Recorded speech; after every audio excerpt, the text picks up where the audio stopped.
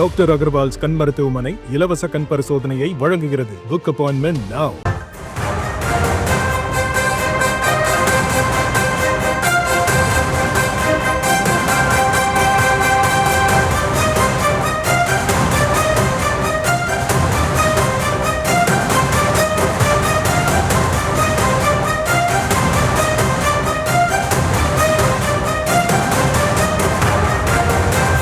தற்போதைய செய்தியாக நாம் பார்த்து வருவது பாமகவில் ஏட்டிக்கு போட்டியாக தந்தையும் மகனும் மாறி மாறி பொதுக்குழுவிற்கு அழைப்பு விடுத்திருக்கிறார்கள். பாமகவின் கட்சி விதி என்ன சொல்கிறது அப்படின்ற ஒரு கேள்வியும் எழுந்திருக்கிறது. அன்புமணி ஒரு தரப்பில் பொதுக்குழுவை கூட்டியிருக்கிறார், அதே நேரத்தில் ராமதாஸ் தரப்பிலிருந்தும் பொதுக்குழு கூட்டப்பட்டிருக்கிறது. ஆக மொத்தத்தில் இதில் யார் கூட்டக்கூடிய பொதுக்குழு செல்லும் அப்படின்ற ஒரு கேள்வியும் எழுந்திருக்கிறது. சில நாட்களுக்கு முன்பாக தேர்தல் ஆணையம் அன்புமணி தரப்பை அங்கீகரித்து அவருடைய சென்னை அலுவலகத்தை அங்கீகரித்து அவர்கள் அங்கீகாரம் வழங்கியிருந்தார்கள். இந்த நிலையில் இருதரப்பிலிருந்தும் பொதுக்குழுவிற்கு அழைப்பு விடுக்கப்பட்டிருக்கிறது. பொதுக்குழு உறுப்பினர்கள் கலந்து கொள்ளணும் அப்படின்ற அழைப்பு வெளிவந்ததை நம்மளால பார்க்க முடிந்தது. இந்த நிலையில யாருடைய கூட்டம், அதாவது யார் கூட்டக்கூடிய பொதுக்குழு செல்லும் அப்படின்ற ஒரு கேள்வி நீடிக்கிறது. ராமதாஸ் தரப்பிலிருந்து 17ஆம் தேதியும் திரு அன்புமணி அவர்கள் தரப்புல இருந்து 9ஆம் தேதியும் பொதுக்குழு கூட்டப்பட்டிருக்குது. இந்த நிலையில தான் இது தொடர்பான ஒரு குழப்பம் தொண்டர்கள் மத்தியில எழுந்திருக்கிறதா கூறப்படுகிறது.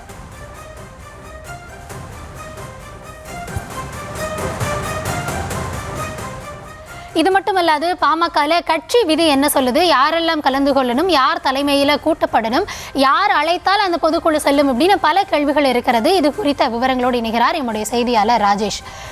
ராஜேஷ் வணக்கம். முன்னமே நம்ம பார்த்துருந்தோம் பாமகல ஒரு போட்டியான ஒரு சூழல் தான். இந்த பக்கம் இவங்க பொதுக்குழு கூப்பிடுறாங்க, இவங்க வேறொரு தேதி அறிவித்து பொதுக்குழு உறுப்பினர்கள்லாம் கலந்துக்கணும் அப்படின்னு சொல்கிறாங்க. ஆக மொத்தத்தில் அவங்களுடைய கட்சி விதிப்படி யார் பொதுக்குழுவை கூட்ட முடியும், பொதுக்குழுவை கூட்டியிருந்தாலும் இப்போ இருக்கக்கூடிய தேர்தல் ஆணையத்தின் அங்கீகாரத்தின்படி யார் கூட்டக்கூடிய பொதுக்குழு செல்லும்? கௌதமி வணக்கம். தேர்தல் ஆணையத்தில் பதிவு செய்யப்பட்ட ஒரு கட்சி ஆண்டுக்கு ஒரு முறை கட்டாயம் பொதுக்குழுவை கூட்ட வேண்டும் என்பது விதியாக இருக்கிறது. ஆனால் இங்கு பாமக விவகாரத்தில் ஒரே மாதத்தில் 2 பொதுக்குழு என்று அறிவித்திருக்கிறார்கள். இது ஒரு ஆச்சரியமான விஷயமாக இருக்கின்றது. நமக்கு தெரியும், தந்தை மகன் அதாவது டாக்டர் ராமதாஸ் மற்றும் அன்புமணி இடையே மோதல் போக்கு நீடித்து வருகின்றது. தற்போது அந்த மோதல் அடுத்த கட்டத்திற்கு சென்றிருக்கிறது என்பதைத்தான் இந்த அறிவிப்புகளின் மூலமாக பார்க்க முடிகிறது. நம் கையிலே அதற்கான அந்த அறிவிப்புகளுக்கான அந்த செய்தி குறிப்புகள் இருக்கின்றது. ஒருபுறம் டாக்டர் ராமதாஸ் வெளியிட்டிருக்கின்றார். அதில் வரக்கூடிய 17ஆம் தேதி பொதுக்குழு அவர் கூட்டப் போவதாக அறிவித்திருக்கிறார். அதே நேரத்தில் பாமக தலைவர் அன்புமணி ராமதாஸ் கட்சியினுடைய பொதுக்குழு கூட்டம் ஆகஸ்ட் 9ஆம் தேதி நடைபெறும் என்று அவர் ஒரு அறிவிப்பை வெளியிட்டிருக்கிறார். எனவே இந்த 2 பொதுக்குழுக்களில் எது அங்கீகரிக்கப்பட்ட பொதுக்குழு, எந்த பொதுக்குழு உண்மையான பொதுக்குழு, எந்த பொதுக்குழுவை தேர்தல் ஆணையம் ஏற்கப் போகிறது என்ற குழப்பங்கள் தற்போது அந்த கட்சியினுடைய தொண்டர்களுக்கும் வெளியில் இருக்கக்கூடிய பொதுமக்களுக்கும் எழுந்திருக்கின்றது. கட்சியினுடைய சட்ட விதிகள் சொல்வது என்ன, 2 தரப்பினரும் சொல்வது என்ன என்பதை இந்த செய்தியிலே நாம் பார்க்க போகின்றோம். முதலிலே டாக்டர் ராமதாஸ் அவர்கள் நேற்று ஒரு அறிவிப்பை வெளியிட்டிருந்தார். அதில் தான் இந்த விவரங்கள்லாம் இடம்பெற்றிருந்தது. ஆனால் அன்புமணி தரப்பு என்ன சொல்கிறார்கள் என்றால் அது ஒரு போலியான பொதுக்குழு. காரணம் என்ன சொல்கிறார்கள், இந்த அறிவிப்பு நேற்று தான் வெளியிடப்பட்டது. ஆனால் நீங்கள் தேதி பாருங்கள், போன மாதமே அதாவது ஜூலை மாதம் 25ஆம் தேதியே வந்தது போல முந்தைய தேதியிட்டு வெளியிட்டிருக்கிறார்கள். அதே போல பொதுக்குழு என்று சொன்னால் அந்த பொதுக்குழுவுக்கு அழைக்கக்கூடிய அதிகாரம் பொதுச் செயலாளருக்கு இருக்கின்றது. தலைவர் அழைக்கப்பட வேண்டும்.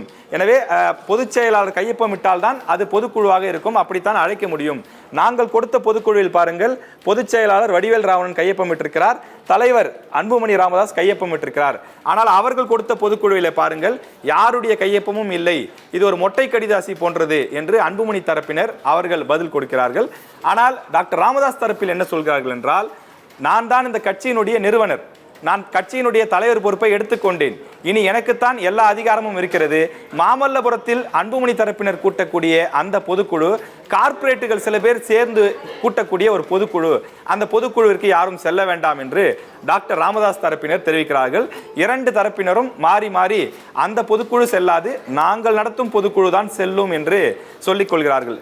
சரி, கட்சியினுடைய சட்ட விதி என்ன சொல்கிறது என்று நாம் பார்க்கும்போது கட்சியினுடைய சட்ட விதி டாக்டர் ராமதாஸ் தரப்பில் என்ன சொல்லப்படுகிறது என்றால் சட்ட விதி 13 அதாவது பாமக உருவாக்கப்பட்ட போது மொத்தம் 34 விதிகள் உருவாக்கப்பட்டிருக்கிறது. அந்த 34 விதிகளின் அடிப்படையிலே தான் அந்த கட்சியினுடைய பொறுப்பாளர்களாம் நியமிக்கப்பட்டு செயல்பட்டு வருகின்றது. எனவே இந்த பொதுக்குழுவை கூட்டக்கூடிய அதிகாரம் யாருக்கு இருக்கிறது என டாக்டர் ராமதாஸ் தரப்பில் என்ன சொல்கிறார்கள் என்றால், விதி நம்பர் 13 கட்சியின் மாநில பொதுக்குழு செயற்குழு ஆகியவற்றை கூட்டத்திற்கு நிறுவனர் அழைக்கப்பட வேண்டும், அவரது வழிகாட்டுதலின் அடிப்படையில் கூட்டங்கள் நடத்தப்பட வேண்டும் என்று குறிப்பிடப்பட்டுள்ளது.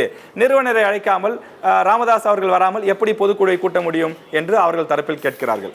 அதே நேரத்தில் டாக்டர் அன்புமணி அவருடைய தரப்பில் என்ன சொல்கிறார்கள் என்றால், ஏன் சார் நீங்க 13 மட்டும் பாக்குறீங்க, விதி நம்பர் 15 பாருங்க, விதி நம்பர் 16 பாருங்க, அதுல என்ன சொல்றாங்க, ஒரு பொதுக்குழுவை கூட்டக்கூடிய அதிகாரம் என்பது கட்சியினுடைய பொதுச் செயலாளருக்கு தான் இருக்கிறது.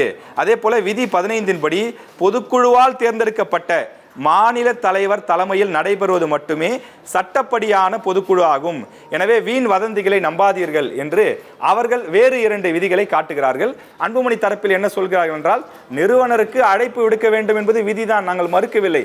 ஆனால் அவர் கட்டாயம் வர வேண்டும் என்பதோ, அவர் இருந்தால்தான் அந்த பொதுக்குழு செல்லும் என்பதோ எந்த விதியும் கிடையாது. எனவே நாங்கள் அவருக்கு தபால் மூலமாக அழைப்பை அனுப்பிவிடுவோம் என்று சொல்கின்றார்கள். இப்படி மாறி மாறி அந்த 2 பொதுக்குழுக்களுக்கு அழைப்பு விடுக்கப்பட்டிருக்கிறது.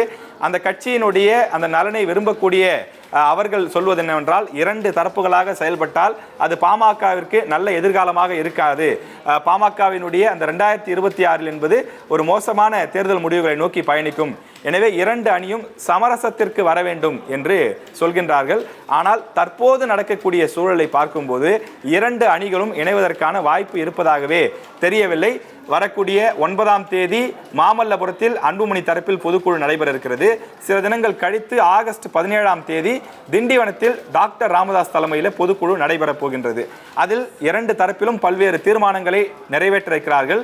சிலரை கட்சியிலிருந்து நீக்குவார்கள், சில பேருக்கு கட்சியில அங்கீகாரம் கொடுப்பார்கள் என்று எதிர்பார்க்கப்படுகின்றது. இந்த 2 பொதுக்குழுக்களின் தீர்மானங்களும் தேர்தல் ஆணையத்திற்கு அனுப்பி வைக்கப்படும்.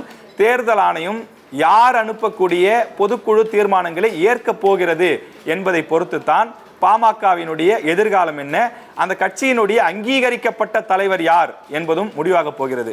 காரணம், யார் வேண்டுமானாலும் என்ன வேண்டுமானாலும் சொல்லிக் கொள்ளலாம், நான் தான் இந்த கட்சியின் உச்சபட்சம் என்று சொல்லிக் கொள்ளலாம்.